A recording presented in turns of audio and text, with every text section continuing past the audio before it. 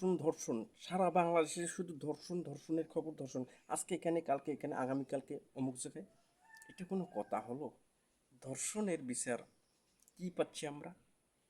ধর্ষণ যারা করতেছে তারা ঠিকই 2 4 6 মাস পর জামিনে বের হয়ে আসতেছে। কেউ ধরা খাচ্ছে, কেউ ধরা খাচ্ছে না। যে ধরা খাচ্ছে 2 4 6 মাস পর বের হয়ে আসতেছে, যে ধরা খাচ্ছে না খাচ্ছে না। এরকম বাংলাদেশে অ্যাভেলেবেল অ্যাভেলেবেল।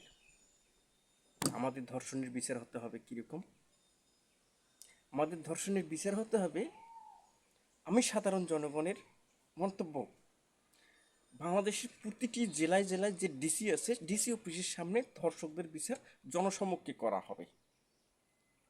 ডিসি অফিসের পাশে ধর্ষক বিচারখানা, এখানে বিভিন্ন সুশীল সমাজ এলাকার ব্যক্তিবর্গ এবং গণ্যমান্য ব্যক্তি এবং আইন প্রয়োগকারী সংস্থা এরা জাস্টিফাই করে দেখবে, যদি ধর্ষণ সঠিক ধর্ষণকারী হয়ে থাকে, মানে বিচারে যার পক্ষে রায় হবে তাকে, ছেলে হোক মেয়ে হোক, ছেলের যদি অপরাধ থাকে ছেলেকে, মেয়ের যদি অপরাধ থাকে মেয়েকে।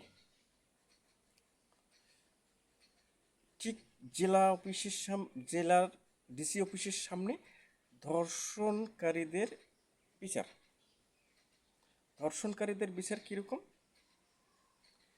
ডাইরেক্ট পাটাতন দিয়ে কাঠ দিয়ে দাঁড় করে রাখা হবে, এরকম একটা সিস্টেম করে রাখা হবে।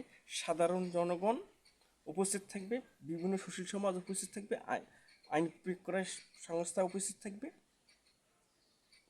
বিভিন্ন রকম প্রিন্ট মিডিয়া, বিভিন্ন রকম সাংবাদিক, বিভিন্ন রকম আপনার মান্যগণ্য ব্যক্তি এবং অপরাধীদের মধ্যে যারা অপরাধীর এই আত্মীয় স্বজন তারাও থাকবে, এবং যাকে অপরাধী মানে যা ভিকটিম যারা তাদেরও ফ্যামিলি থাকবে।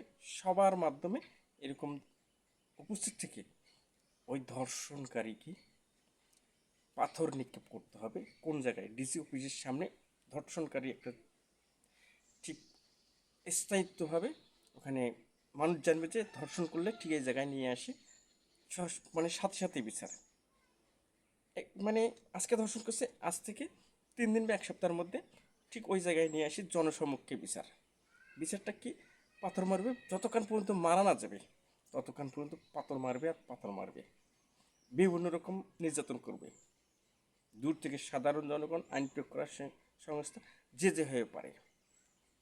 এভাবেই 2 4টা জেলায় এরকম হলে আর কেউ সাহস পাবে না ধর্ষণ করতে। ধর্ষণ করতে আর কেউ সাহস পাবে না। এই কাজটা করে দেখো, এটা একটা ভয় ভীতি শুরু হবে, এবং করার আগে চিন্তা করবে যে অপাপ, এটা করা যাবে না। করাও পাপ, ধরা খেলে ক্ষমা নেই। অতএব এই জিনিসটার জন্য আমি ছোটো মোটো ব্যক্তি তাগিদ দিচ্ছি, আপনাদের পরামর্শ আপনারা মানে প্রস্তাব করতেই পারেন, হয়তো আপনারা চিন্তা ভাবনা করে দেখবেন।